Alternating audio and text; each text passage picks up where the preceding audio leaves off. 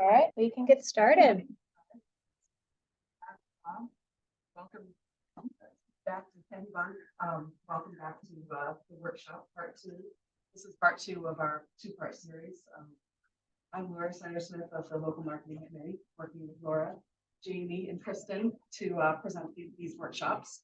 Last week we learned about website, all things website. That was super informative. This week we're going to be learning about social media tips and tricks and the latest on ads and algorithms and things like that. So thank you. This is Rob LaBelle of Strategic Digital Marketing. He now has his own company after several years at the Known Anthem as the director of marketing there. Previously worked for the Coast Guard. Did I cover it all? You nailed it. Awesome. Thank you, Rob. Take it away. So much. Thank you. And thank you to everybody who joined us on Zoom. As Laura said, my name is Rob LaBelle. My company name is Strategic Digital Marketing, and we help businesses with all things online. So if you're trying to build your online presence, websites, advertising, anything like that, we just like to help main businesses. So to start this off, what I'd like to do is anybody who's watching online there with Zoom, just go ahead and put it in the chat what your business is, your industry, so that way I can kind of speak to your scenario specifically. And then we'll just go around the room here real briefly. I see some familiar faces from last time, but if you could just briefly just tell me your name and the company, the industry you're in. Start with you.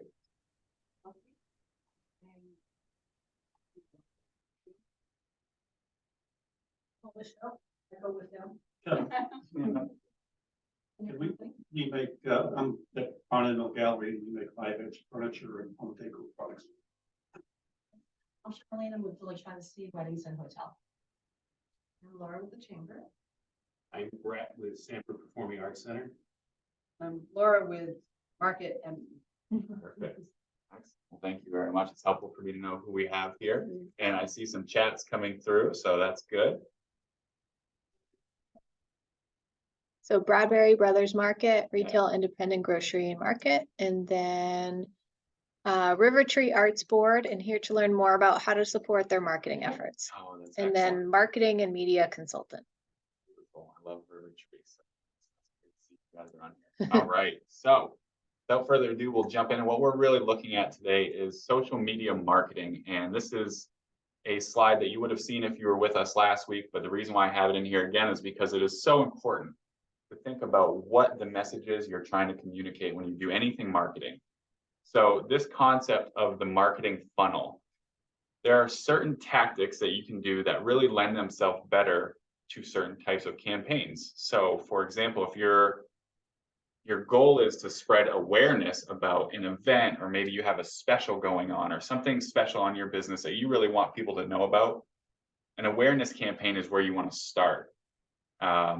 Then below that is interest and desire, and below that is conversion. So basically what you're looking at here is awareness campaigns typically cost a little bit less to run, with a goal of let's spread the message as wide as we possibly can. Things like YouTube, social media, SEO, ads, directories, Google My Business Profile. Those are some of the things that you can do to really build awareness about your business. Moving people along this psychological purchase research framework here, interest and desire. How do you get them to be interested in your products? You'll see some of the things, some of the tactics will fit into multiple buckets. So social media advertising fits well there. OTT, TV and radio, email, infographics, behind the scenes content. That's all really good things to try and build some interest about your brand. And conversion, these are typically the more expensive tactics, but they're most likely to result in a sale or a purchase or a visit to your store. Search engine marketing is the same thing as Google ads, email campaigns, website development. Last week, we really talked about how important it is to have your website be very compelling and clean and it loads fast. So that way, when you send ads or people from social media to your website, they have a good experience, because we know that if they don't, they're likely to leave very quickly in today's world. Special offers are also a good conversion nudge. And then online reputation management. That's really an overlooked thing, but it's the idea of getting reviews and the social proof out on the internet.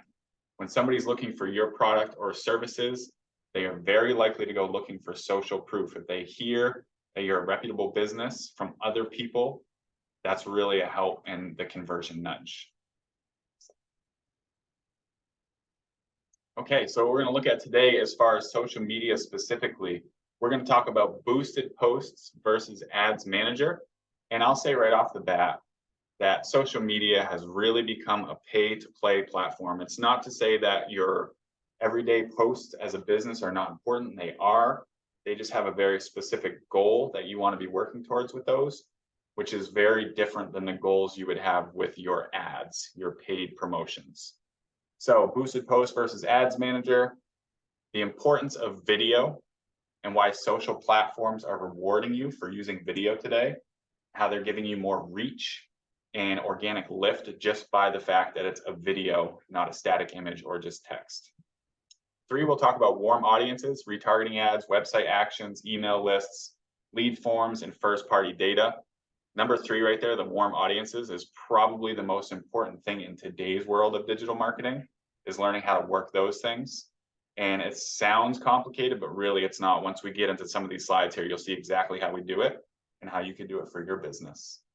Working the pixel goes along with number 3. It's the idea of capturing your data. People come to your website, your email list, etc. Number 5 is kind of a tough thing. You hear from business owners, or I hear from business owners when I talk to them about their company, and they say, geez, it's just not working. You know, I've run these ads and I'm not getting anywhere with it, and it's expensive. So you really want to make sure you're doing the right things and you're targeting properly. Number 6, 14 update.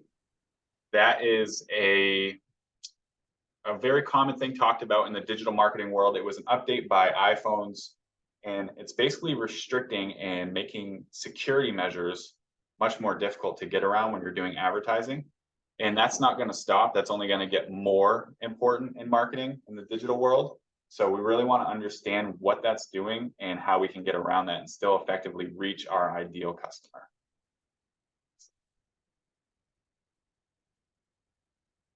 Okay, so this is what I was talking about, paid reach versus organic posts. You can see here the yellowish color is an organic post on social media. This is looking at the stats of viewership and reach. So the dark orange is paid reach. And what this is showing is a business who was posting organically on their Facebook, or Meta, sorry, changes so much, Meta and Instagram. And you can see that the yellow is relatively a lower amount of reach there. It's more about 1,000 on average. And this particular business, I think, had about 10,000 followers. So you can use that to compare to your own businesses. But you can see here, when you get that first spike, it looks like it's October 18th or 19th is the first yellow spike of an organic post. And then shortly after, you see a real big spike on their paid. That's because they boosted that organic post that did so well. So many small business owners that I work with, I see that's their version of doing ads on Meta or Instagram, is to simply boost posts, which is a good idea. It just doesn't have the same granularity of controls when you're trying to target people. So if you boost a post, you really want to take the approach of test, and then boost.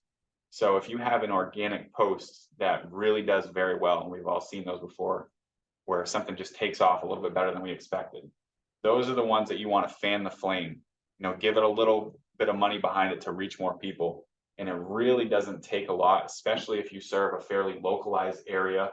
For example, people who have entertainment centers here or furniture businesses, you're probably pulling from a fairly local region. So when you see a post do really well, put $10 behind it, put $20 behind it, and you'll reach thousands of more people than you would have otherwise. That's a great way to play with the boosted posts. How can you tell what your post is? When you look at your likes, your Just the shares, likes. your Yeah, comments, Okay, likes are good. Yeah. Comments are better. Shares are the best. yeah, okay. That's really how you're getting the most reach with these posts. Thank you for the question. Next slide. Okay, so this is the back end of Ads Manager. I'm curious, show of hands here, who has used this before, this dashboard? Yes, okay, whoa, we got some savvy marketers here. All right, so this is the actual business manager, ads manager. So as opposed to the boosted post, which lets you still drop a pin and set some targeting parameters, when you're in here, you can really get granular with the targeting that you do.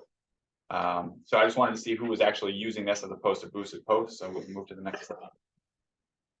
Now, it was ad manager, then there was a meta administrator. Meta And they were business. changing, and Yeah. it was confusing as Yes. all get out for a long time. Yes. Where is it right now? Do you know, is it still kind of in flux, or is it something which has become, you use one or the other or what? So ads manager is like a step up from boosting posts, and then business suite is a further step from that. Just gives you more options and availability of how to target. So it's two different things. It's Rather than almost like an overlapping. add-on. It's almost like an add-on from business. So when you get to a business account, business is what it's called. Mhm. That's when you can start installing those scripts, those pixels we're talking about to get warm audiences. That's how you can really manage those the best way. How you can upload your email list. If you have a long email list because you've been in business for a while, or a lot of people reach out to your website through emails, that's how you can really. Is that something you're gonna be able to show here today? Absolutely. Okay, great. So Absolutely. is the, you can only use Pixel if you have business suite, Yes. okay? We're making that more difficult. It used to just be able to, you can get into ads manager, but now they're forcing you to have that business suite, Okay, which might sound scary, but it's really not. You just create an account and now you have that availability. okay, and just one quick question on the boost. They said if you have a post that's doing well, boost it. Does that get it to a bigger audience? I mean, Much. because it just shows up in more people's feeds, is that what happens? Yes, and this might be helpful to rewind a little bit here. I would say 7 years ago or so now, Facebook got in trouble because they were being looked at as being too spammy. Their original intent behind Facebook was to connect friends and family.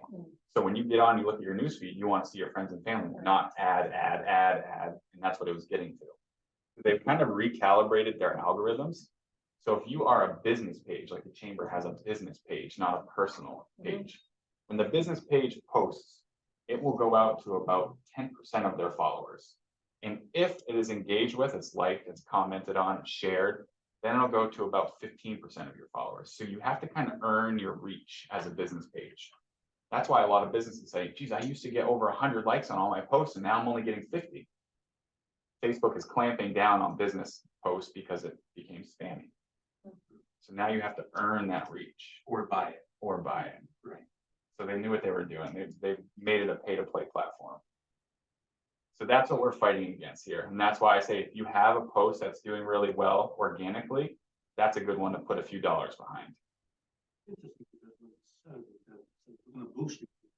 We're gonna boost it to 734 more views or whatever it is. I was shocked by that. I mean, are they demonstrating that they're gonna do that? Or obviously they have some algorithm that when you boost, you're gonna boost it by 10%. Yes.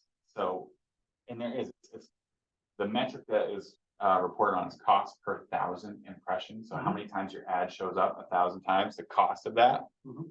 So basically that changes, and it changes in industry and how much competition there is out there. But as a rule, you know, they have about a CPM rate that you're hitting. So if you put $10, you're going to reach another 1,500 people, let's say. This is basic math. So if, I'm sorry, Please. I don't need to monopolize it, but so if you have a business Facebook page and you post something, you can't expect that to be seen by all of your followers. Absolutely But a not. personal page will Yes. express. Okay. So there's some creativity that you can Gotcha. use from that. Yeah. Okay. Personal pages, you're not really seeing, like if Laura posts something, I may or may not see it, even though we're friends, so I don't even think that's a given. Yeah. It's not a given. It's who you engage with the most. Who do you Wow. like their photos? Who do you comment back and forth with? And then you know, there's people like me who don't really do much of that at all. So I never know who I'm gonna have in my feed. But their goal is much like Google's goal, where I said last week, relevance. They want to serve up the content that you want to see. That keeps you on their platforms longer. So if they keep you on their platforms longer, they can sell more ad space. That's their whole goal. All right, so that was pretty much the gist of the boosted post versus ads managers. So thank you very much for those questions. We'll go to the next slide. Okay, the importance of video. This is really huge right now. I hope everybody's listening and puts this into practice because it is night and day when you start using video. Here's a little excerpt here in the middle of this copy from Forbes.com. Says, have you been running Facebook ads for some time and you're still not seeing the returns you hope for? Then video ads are likely what you need to focus on. Instagram, Facebook, and even Pinterest have made it their mission to give video center stage on their platforms. Plus, in terms of budget, you're in luck. Compared to alternative Facebook ad types, video ads are the lowest effective cost per click. So there's an important last couple words there, cost per click. When you run video campaigns, you can run them for awareness purposes, and then you get charged based on views, or you can do a cost per click type of campaign, and you're only going to get charged if they click on your ad. So that's putting video out there, and they want video, so they're going to give you a little more reach. They want less static posts, less images, more video. Why is that? Did I get something out of having video playing on your platform instead of a static picture? Well, they say that, you know, some people have the attention span out of a goldfish. Some are even less now. So video is more compelling, and you know, the old saying that a picture is worth 1,000 words. So how much is a video worth? You know, Ultimately, these sites are trying to get more people.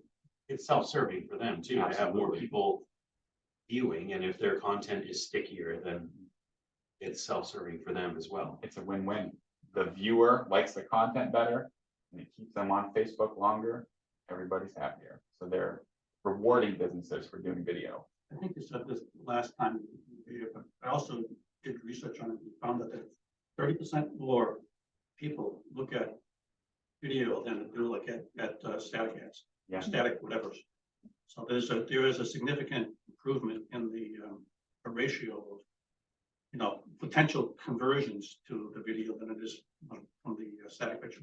Absolutely. Thank you for that. Yeah. That's good insight. Hey, Rob, we had a couple questions on chat. So the first one is, can you touch on faceless videos versus a person on camera? And then when you say video, is that only for reels on Facebook? Okay, great questions. I'll address the first one. Faceless videos versus person on camera. Either work as far as getting that extra little bonus from the platforms themselves. Now, what I would say, a person on camera can be really good if you're trying to personal sell, and building relationship is important for your business. You know, if I'm looking at, I don't know, if I'm looking to hire a lawyer, I want to see that person and see, okay, I feel like I can trust this person. For whatever reason, connecting with that person might be important. But if you're selling something that is more product oriented, I don't feel like it would be as important. So, you know, you really have to, it depends kind of answer. But that's the best thing I can give to you on that. And I'm sorry, what was the second question? It was the video only for reels. Or Video can only you for do reels. other types of video too? Yes, you can absolutely do other types of video. You can make a video ad as long or as short as you want to. My personal advice would be keep it to 30 seconds or less unless you absolutely have to convey more. And if you do have a longer video, make sure you really hit them with a hook in the first 5 seconds, because we're all likely to see a video start playing. And if it's something of somewhat of interest to us, we'll give it a few seconds. But if it's not getting to the punch quickly, we're going to keep moving on. So that first 5 seconds is key. What does that question mean, reels? Is it only for reels versus what? Reels versus video ads. So Reels is just another way of saying short form video, 1 minute or less. It's Facebook's answer to TikTok, Yes. and so they're just really short, ripping That's what little you see videos, at the but top, and they usually go by faster than you can read what's on them. Yes. Okay. Yeah. but does Facebook throttle the real version more than the standard video more? They certainly want shorter form video. If you put a 12-minute video out there, you're probably not going to get as much benefit as you would with a reel. Right, but there's a different way to edit them as well, right? Yes. You know, so they're vertical, they're shot on a phone, they're more dynamic, they're quick hitters, and they employ some of their effects Yes. and are made through their platform. That's what Facebook will push out. That's what they want more than anything. Okay. Absolutely. Reels, short form video. Reels is just a name for short. I know. So are you going to be talking about that more in depth, or is that? Yeah, we can definitely, if you have Because the specific thing about it questions. is that I'm looking at reels, and I still use a computer. Yes. Apparently, I'm so old. I have a computer, and I found out that that if you try to produce a reel on a computer, it's a joke. Yeah. So you have to do it on either an iPad or an iPhone to begin with. It's And- really geared towards mobile devices. Right.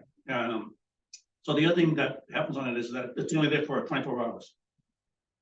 But it goes away, but it stays at the top the entire time. Stay at the top of your Those are profile. So it has, stories. it has, a- Stories and reels, Are stories and reels the same?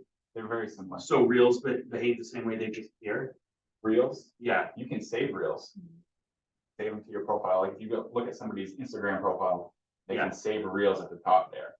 Okay. So, businesses can do it by whatever segments they Well, want. to. stories and reels aren't the same thing. They are trying to accomplish the same goal, but yes, it's slightly different. Where do reels show up then? Absolutely. Where do reels show up? I see stories Yes, when I go to my feeds. See Stories, yes. where would reels show up? At the bottom, We're in the middle, like. Yeah, And you can post reels to your page. absolutely. Yeah, where the stories is kind But of you have to on the go to profile Reels. picture.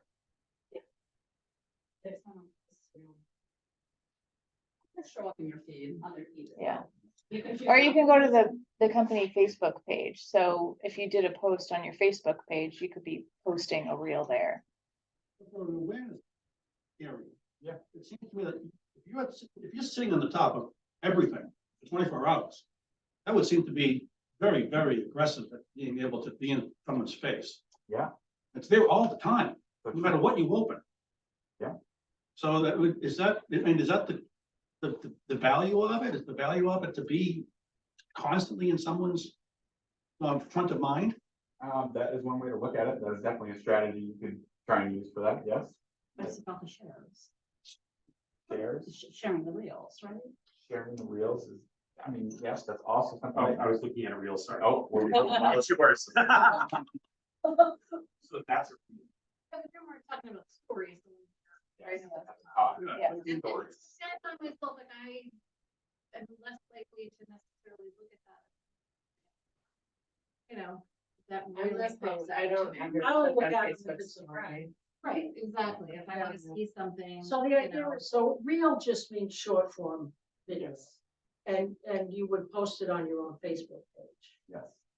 Whereas the story is exactly as you were saying, goes away after 24 hours, and there is some value, I would think, if you are trying to time it up for something like events would be a good thing. I would think you could do that with. But as far as, selling furniture, I would be hard pressed to think of a great way to try and use that to your advantage all the time. It's a timing thing.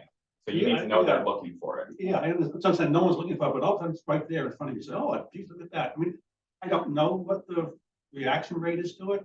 An ad gets you 2% click through or 2% views, something of that type. So if a story gets you 2.5%, I don't even know how it works, but I see it, the stories Yes. pretty much regularly. Like everybody does them. They're certainly there all the time. And the other thing, if you click on one, it will last for Yes. 15 seconds. So if you actually inspire someone to click on it, you've got them.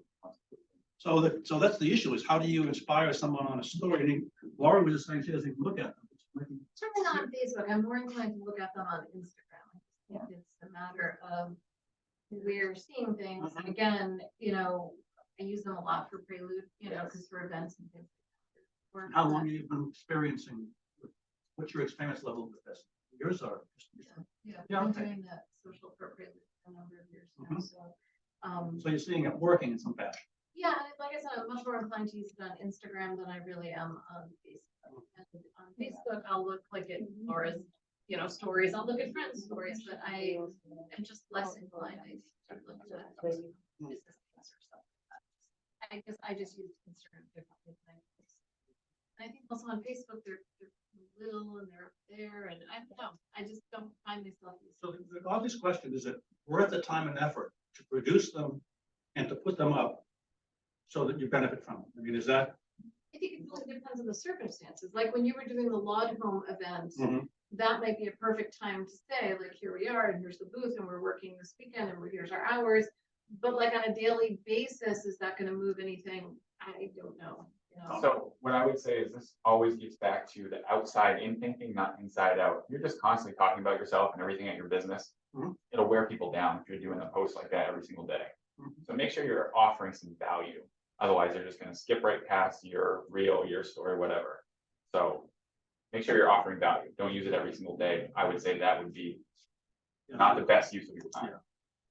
So, all right, we'll circle back to that because we got a few questions that came through on And, chat. and just to remind people, Rob will be available for questions afterwards, so Yes. you guys have some time. That's okay.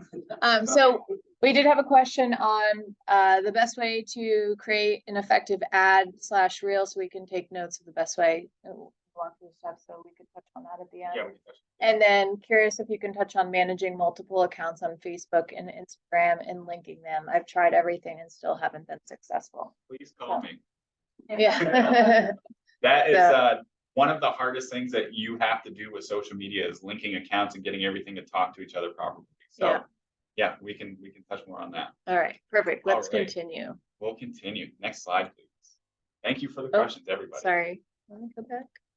All right, perfect. So working the pixel, this is what we're talking about when you have that Meta Business Suite level account, is you can really start employing some things on your website specifically. I used to do this a lot with travel clients and I still do. So you can track specific buttons. For example, on this website, I have the Claim Now button tracked. So anybody that clicks Claim Now, I can then serve specific ads to them. So it's really segmented. Let's say you're running a special on, I don't know, a bed set.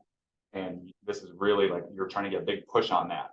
I would track everybody that clicked on that page, that button and went there, and then serve them ads specifically to that piece of furniture. Events, another great thing to do with that. You know, everybody who clicked on an event. One of my clients runs a really large wedding show here in Maine and Portland. And anybody who clicks on the buy tickets link, I'm gonna make sure I'm hitting them too, because maybe they clicked on buy tickets, but they didn't actually purchase. You can see they fell off. So now I'm gonna retarget them and say, you know, here's some special pricing, something with a conversion nudge. So anything that is really important on your website that you would like to be able to track, you can do that through this Facebook pixel. It's really helpful if you offer a wide variety of services like the chamber. Somebody could be coming to their website for a lot of different reasons. So to be able to segment ad and do ads specifically for what those reasons are, you know, where to eat, where to stay, living here. Those are all different messages. So if you just retarget everybody with the same exact ad, there's some wasteful ad spend. So Google Analytics is a kind of a top level statistical assessment of what you're doing. This is the next level down, This detail is, level. this is a way to target people based on the actions they take on your website. So, for example, in travel, if they looked at the booking engine to look at dates and availability, I want to send them a special or a deal to get them to nudge to convert. If they just looked at the restaurant at the hotel, now I'm gonna send them something totally different. So this is a good way to segment the ads that you're sending to people. And it's super targeted. So, excuse me, I'm dominating here. But if you don't have that click on button, what about dwell time? Same thing. Is that something you can relate to? I mean, if they dwell on a particular picture or an image, say, oh, I really like this. Okay, next. No. So the dwell time will give you some indication of interest or awareness as well, too, right? So can you do that with this? You wouldn't have that option. I've never seen dwell time as an option to target for. What you can do is buttons, specific pages they visit, form fill outs, things like that. Mm-hmm. So they have to take some action. If they're just hovering over a picture for a long time, Action driven. I can't target that way. I wish I could. But how do you target them? I mean, do you get their emails or something, or So is it based on? Is somehow this pixel thing has keywords that are then used to say, if this pixel thing had the keyword console table, and people clicked on it, then I would know that if I placed an ad, I would want to target people who. yeah, let me rewind a little bit here. Okay. So if you've ever gone to a Do you have website, double questions? 'Cause I know you're only a couple in and we're running out of time. Do you Yeah. want to hold some till the end? Because, we can make it work. We got Okay. time here. okay, I just want to be 12:30. able to get through the presentation. So this is really important, and it was a very great question to understand how this really works. So we've all seen when you go to a website, you get a little pop-up that says, this website uses cookies. Okay, so that's what we're talking about here. So when you install this little snippet of code on the back end of your website, it effectively is collecting data from the people that come to your website. So it's putting that visitor in an audience bucket. So then you go into Facebook ads and we say, all right, I want to send an ad about this mattress set or this bed set because they visited that page. And if they visited that page, they're interested in bed sets. So it's really letting you track the audience and then target to a very segmented group instead of just everybody who comes to your website. Maybe they're looking for a chair and we don't want to give them a bed set ad because that's not what they're interested in. So it's really letting you segment your ads much better. That help? Answer your question? A little bit, maybe. Okay, we'll circle back. One last quick question on that. So does that happen on an automated basis or manual basis? It's manual. You have to go in and define the actions that you're looking for. So you can see where on this little pop-up in the top left, it says lead, button text is contact. So that's a button I have identified that I want to track everybody who clicks on this button on my website. So that's how you can really get granular with it. And that will give you the available actions that you can set. Yes, absolutely. There's a whole list of events that you can track. All right, we're going to keep moving here and we'll get back to some more questions at the end. Warm audiences. This is what we're talking about with retargeting. So they're aware of your brand and now you want to either stay front of mind or do a conversion nudge with a sale or an offer. Website actions, that's what we just talked about. Someone clicks on, book now or learn more, a button on your website. You want to track those actions and then serve ads to them. Email lists, this is a great one. A lot of companies and businesses have a lot of emails from past customers, especially something like furniture is such a good one where you can establish that brand loyalty and thinking about customer lifetime value and having them keep coming back to your store over and over again. So, they needed a chair last time and now they need a bed set. So it's still very valuable to have that email list to upload and run ads for them. Lead forms, same thing. Someone fills out a lead form. That's a great way to retarget them. And then first party data. This is all we're talking about is the data we own. Our emails, our website visitors, our customers. We really want to market to them because that is becoming very important in today's world with all this cybersecurity and cookie tracking and everything. All right, next slide. Rising ad costs. We talked about this before. All of the platforms are up. So it just really paints a picture that you need to be doing things smart and no wasteful ad spend. Next slide. iOS 14 update. This is what we were talking about before. This is, and we've all seen something like this, allow tracking or do not allow this app to track. This is getting more and more important and they're ratcheting up the security measures. Your data is the new, that's the new thing that everybody's trying to sell. You can go to companies and buy email lists, for example, and that's been around for a long time. You can buy data. That's what's for sale now, is all of our data from our browsing behavior. All right, next. And this is what we talked about before, where it all comes down to your website. If you do all this effort of posting to your social platforms, you run ads, now there's costs associated more than just time, but actual ad dollars, and they get to your website and it takes forever to load, you're going to lose all of that. And this is, I have had multiple business owners say, I've run ads and they just don't work. They go to my website, I can see it through Google Analytics, I get the views, but they don't buy anything. And then I run a speed test and see it takes 16 seconds for their page to load. And most businesses are not thinking in terms of their phone first. And that is where the majority of your traffic comes from today, especially when you run ads, they're doing it on a mobile phone.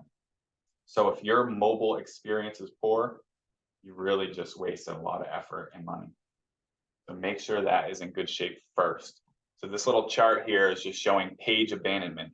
So what this is saying is if your page takes 4 seconds to load, you're losing about a quarter of the people that came to your website.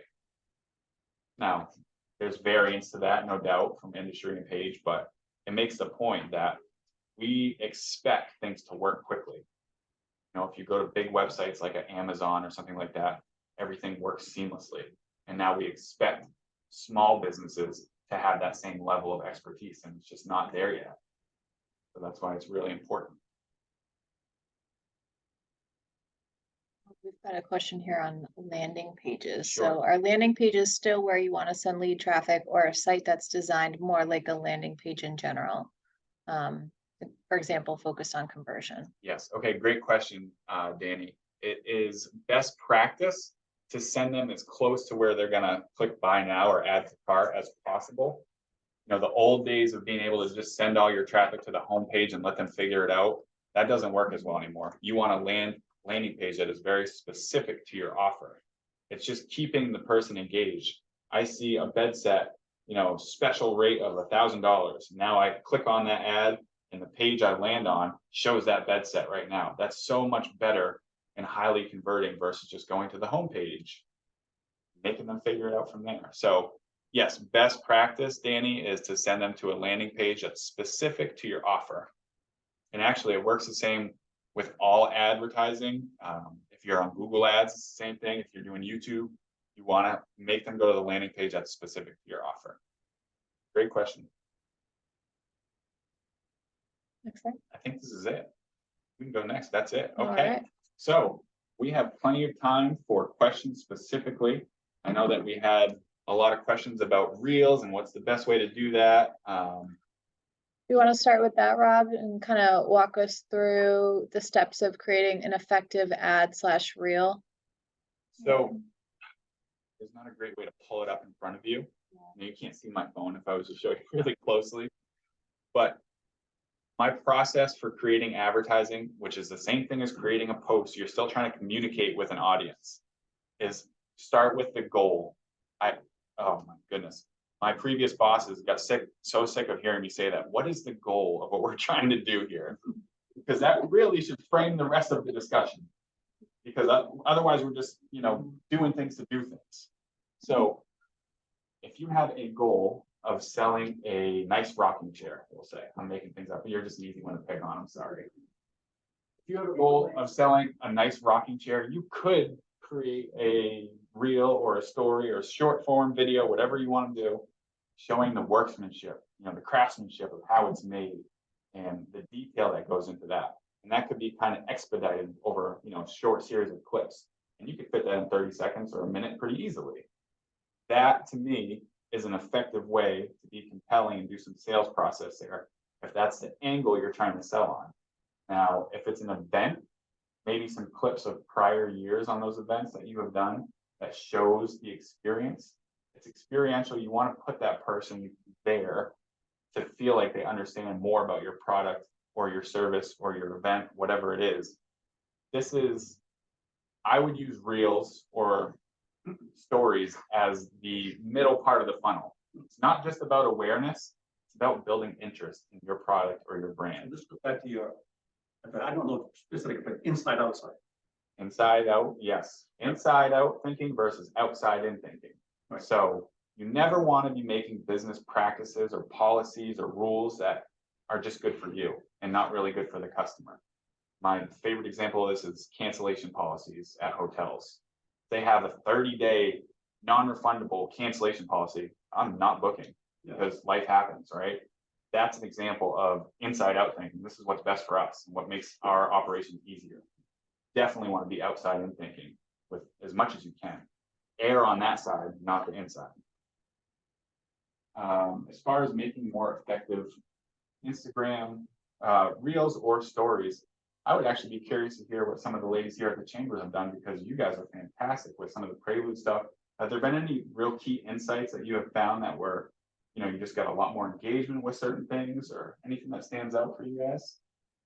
And for us, it's the quality of the photo, almost always. Instagram, you know, I mean, you know, from me, just hard to move the needle. And I mean, Prelude, it's really just I think in the beginning when we tried to do some very specific stuff and some type treatments and different things like that, it just didn't get as much traction. So we now just find as stunning a photo as we can put out there. And then we put the message, you know, in the caption, and for some reason that is just driving crazy numbers. The Prelude audience is pretty darn dedicated. And depending on the time of year, like right now, no matter what I throw up there, just gets hundreds and hundreds and the shares. I think people love the event and has such a following that, you know, like I posted something this morning, it's already had 50 shares or something. So it just keeps growing, but it is all about the quality of the photo. And, you know, a lot of times we discovered that, you know, with Instagram over the years, originally we thought we could post like food photos. We thought this would be great, really talk about the food in the area, and we could not get traction at all. And Jamie, you can speak to that.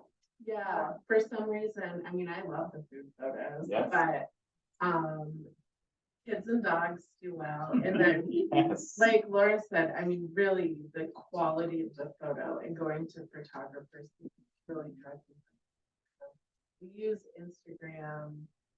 I'm the same as Laura as far as nice. Like, I don't use, the stories on Facebook, but I will watch them on Instagram. I'm not sure that. So we use our Instagram stories a lot for marketing local businesses, because it kind of gets that 24-hour impact. We have a lot of stuff. Excellent. One thing that I have seen work really well is those moments as a business owner where you see this and you thought, man, I wish all my customers could see this right now. This is what we do. This is what makes us different. This is what makes us us. I remember when I was at the Nomantum, we had a social media person. And there was a bride, we were having a wedding that day, and there was a bride standing outside by the limo before she was about to get in. And it was just kind of that last quiet moment before she met up with it was a bride and a groom, and they got into the limo and they drove off. But there was this quiet moment that really only the staff gets to see all the time.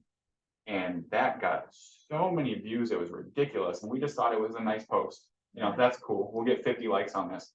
Got millions of views. It was ridiculous.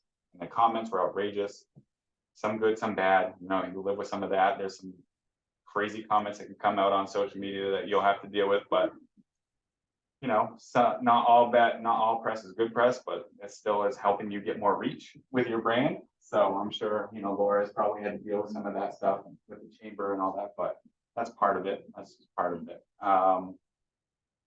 So again, what is the goal here? What are we trying to do? Think about the awareness. Are we trying to build awareness? Are we trying to get them more interested in our product? Or is this a conversion piece that we're trying to post right now? Huge blowout sales is conversion. Like, come buy now. Or learn all about our family-owned company. And you show some of your staff. That's more awareness and interest based. So start there. What's our goal with this post? And that's really how you should inform the content and the copy that goes along with it. That's the best advice I can give you on that. And once you have your different stages too, you can build out themes ongoing as part of your overall strategy. So that helps you to stay really focused within what you're trying to accomplish and figuring out the goal for a specific post. If you're tying it to the stage you're in, the theme you're trying to capture, and then what the goal is with that specific post, that can help you to kind of tailor it a little bit more. Absolutely.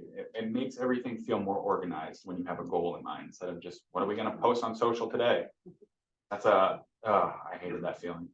Go back to serving that you put something when they serve the ad. Yep. I don't understand what you mean by serve the ad. I mean, I understand if I go in and say, for example, I go in and I search on toasters. Okay, literally within 30 seconds, I have a pop-up ad over here for toasters. Yes. Is that what you're talking about? Is that the connection for serving up an ad? I don't understand when you say serving an ad, because she asked a question about, you're not getting their email. Right. But somebody else has their connection, the background of Facebook, who's ever doing it. Yeah. So they know who that person is, and they're just sending it back to their feed somehow, or Yes. the Google Ads or whatever it is. I mean, but is that what you're saying, that you have to have this ad ready so that if somebody clicks on that this ad is just taken out and Yes. plunked in someplace? You just described the retargeting ad process to a T. So you search for something or you go to a website and now you start seeing that product or that service show up all over the internet. Well, That's retargeting. Now you can do that specifically on social media channels, just on, you know, Meta and Instagram, or you can do it through display, through Google, where it's, you know, the little picture of the shoes that you looked at yesterday on all different websites. There's a lot of ways you can do that. so serving the ad broadcast to everybody who's looking at anything, or is it just to the people who clicked on something? People who clicked on something or visited your website. So the whole process is like this. You tell me you want to run retargeting ads for your furniture store. So we install a little snippet of code on your website. So now that lives there. And then people come to your website, and as soon as they come to the website, we put them in an audience bucket. We can pull from your website visitors and say, I want to serve an ad, send an ad out on social media, target them specifically because you visited our website. That is first party data. We own the rights to your viewership, and now we can send you ads So that's first party data, but I don't own their email as a result of that, unless they gave it to you, right? unless they gave it to you. So, Yes. so first party data is that somebody has it, but it's not me. You own the website. I own the website, yes, but I don't own I don't own the contact to the people unless they give me the. They did by coming to the website is essentially what that means. You came to our website, now we can send ads to you. Through a social media app, but not through us directly going to the email. But only if you've got Pixel installed on your site. right? Only if you have that pixel installed, which captures their information, their cookie. When you say they go into an audience bucket, is that audience bucket mine? Or is it a general audience bucket? It's yours. It's mine. And That's so- your data. So we could have multiple audience buckets. You could. Okay. And kind of a related question. And probably a stupid question, but No such thing. so we have a Facebook page set up, Barney Mill Gallery. And when we did it, we had to do it under Kevin's personal account. Yes. Is that considered a business page? You have your personal account, but then you've made the business page, which is just tied to your personal account Yeah, because we couldn't go in and create a business Facebook. without a personal account. That's how it's supposed to work. And so we would be able to use business thingy Yes, yes, on that page. yes. Okay, thank you. Absolutely. Brad, we had a question in the chat, if I could talk about it for a sec. Can you touch on hashtags and if Okay. they're effective or not really, and in the caption or as a comment? Interesting. Okay, so it depends. That's a terrible answer, but it's the truth. It's the truth. If your ideal customer is one to go searching for these types of things, we used to do things like, Kennebunk-Port weddings when I was at the Nonantum as a hashtag. Because if a bride was looking or people were looking to get married in this area, they might go search those hashtags. So if you think that your ideal customer is likely to go search those things, then yes. But there are some industries where that is really not that effective, I would say. I always did it as a comment because it just looks cleaner.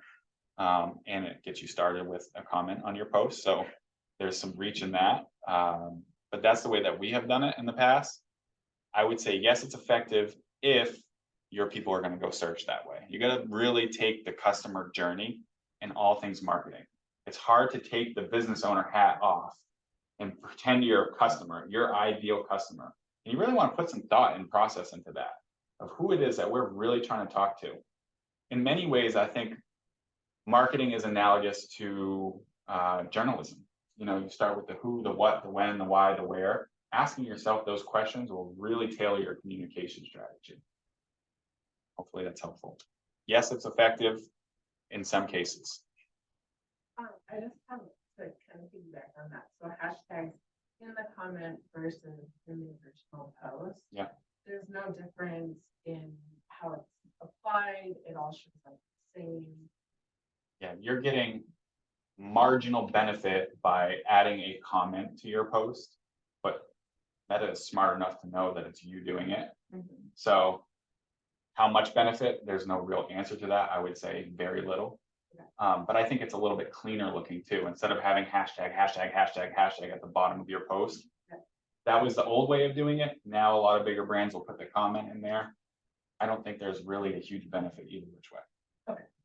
Where do you recommend people look to see which hashtags are performing well, which ones might apply to their industry?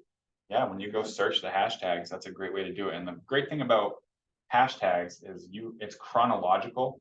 So for example, let's say someone searched Kennebunks. That was the hashtag, was just Kennebunks. Whoever posted most recently with that hashtag is going to be at the top of that hashtag results page. So that's a good way to kind of get out in front of people.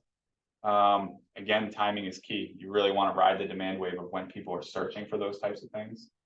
You know, it was easy for me in the wedding industry around Christmas time. That first week after Christmas, we would get so many sales calls and leads about wedding venues. So that would be a time when we would do a lot of that content, a lot of those hashtags, because if somebody was looking, now we're at the top, we're going to get seen. So knowing the timing is key with hashtags. And as business owners, we kind of have an idea of when our demand waves are. You know, some might be more kind of flatline throughout the year, but some are real seasonal here in Maine, and you can leverage that. Is there a max amount of hashtags you should use? Ooh, max. Good question. I don't know if I've ever maxed it out. Do you have a thought on that? Jamie, were we saying around like 3 to 5? So I had heard the magic number is 11. Interesting. And that's kind of what I'd always been told. I have never heard that number before, but I- if there was more than that, I'd be like, come on, guys, this is ridiculous. Hashtag. Oh, I've seen that, like posts, like, Yes. and there's a list like this, and I guess it may be because it's pulling it in, like my eyes glaze over if you search me up a list of 30 But we hashtags. kind of like would hide that. So I do it in a different app where the hashtags aren't attached to the original Nice. post. You do, They're but not everyone separated. does that, and it's- So That's that's good. kind of where I feel like I could like put them all. I have a hard time coming up with 11, so I'll typically just do more like 5 to 7. But yeah, I was curious about. Yeah, so hashtags. I can tell you with the wedding industry, we used to have about 12 to 15 that Yeah. we would run. And, you know, I was not worried about maxing them out. I would put it all in there because it's just more reach. Right. So if you want to invest the time to do the research, to find the hashtags that are getting searched, you're just getting more reach. So it Okay. can't hurt you, only help you. The more the merrier, and Yeah. your people are clear. Okay, I got it. I think there's a way, like, you're presenting it differently. Some people literally present Oh. it and you're looking and it's literally like 30 in a row. Yes. Yeah. Different demographics. I'm not a hashtag looker, but I know most of my clients are. Yes. So if you're using hashtags, so for example, you want to reach influencers. Mhm. If you, I'm talking about Instagram since that's kind of what I'm looking at right now. Sure. And you see an influencer and this person has 1 million followers, blah, blah, blah, anybody. Okay. Yes. Do you hashtag them directly? Not directly, but do you put them in as, I've been doing this, I don't know whether that's practical or not. Is if I post something and I post blah, blah, blah, blah, and I add in 5 or 10 or 15 additional hashtags of just simply those people. Yeah, I just didn't know whether or not trying to reach influencers is a practical means. that's an interesting way of doing it. I would call that very creative. Thank you very much. I don't think it's gonna hurt you. It could be looked at. Want to hide their brand. I don't think it's that, but no, it's celebrity. Want that. I would ask first, but I don't really. Sometimes you're okay asking for forgiveness, not permission. And you said, so if website A does a post and it has hashtag ABC. And then 15 minutes later, website B does hashtag ABC. Mhm. And I search for ABC, website B is gonna come up first. Yes. Okay. Most recent posts will be Yep. first on hashtag results. Okay. You have Brad's had his hand up for a while, yeah. Oh, I'm shifting a little bit from hashtags. I was trying to like. Right. I want to talk about pixels. Yes, yes. Now, is Facebook Pixel and Google Pixel, are they different? They are different. Okay, so they're different products, Yes. right? And is it a pay to play thing with Pixel? Do I have to subscribe to Google Pixel or how do I get my Pixel set up?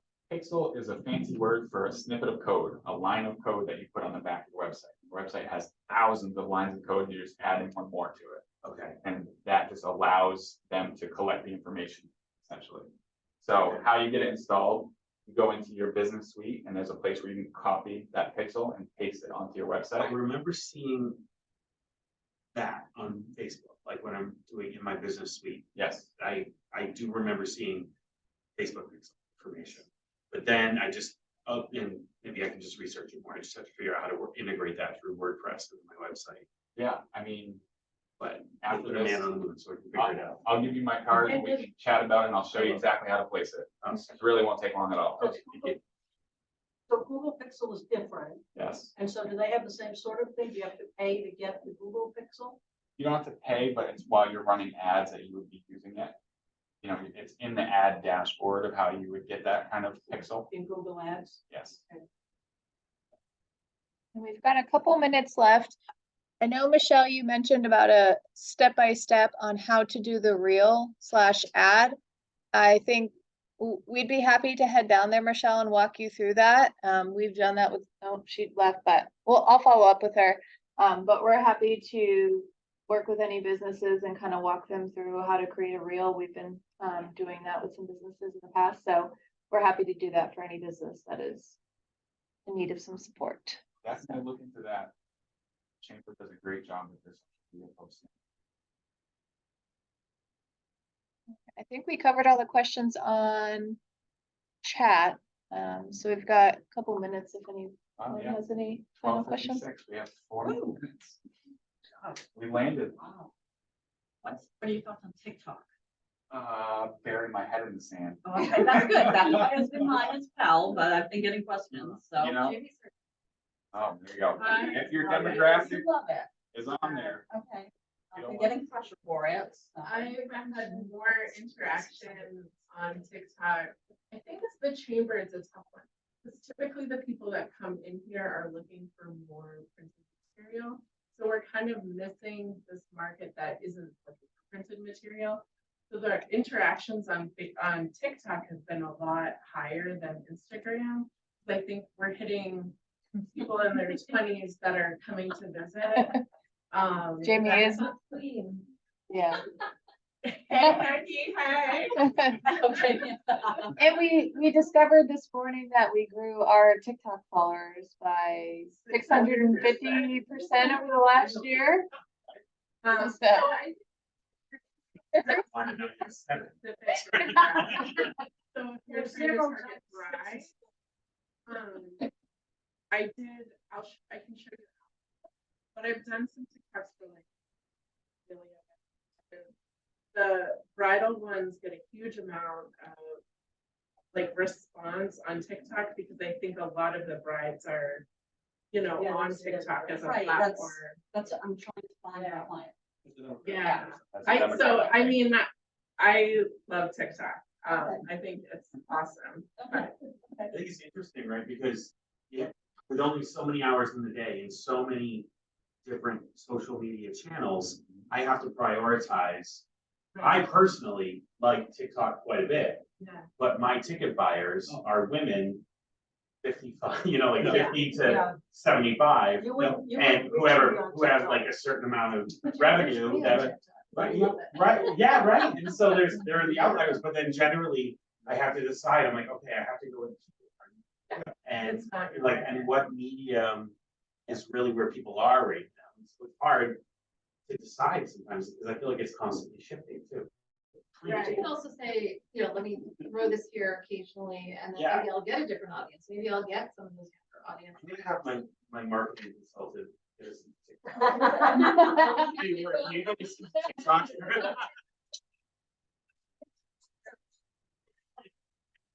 You know, TikTok. Oh, yeah, Lauren. That's been a TikTok Yes, star. she's 22 and. Obviously.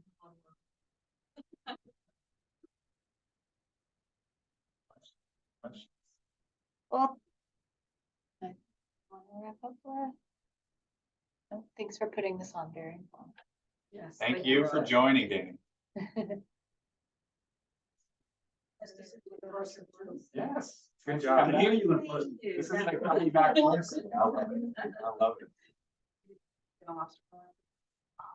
We did order.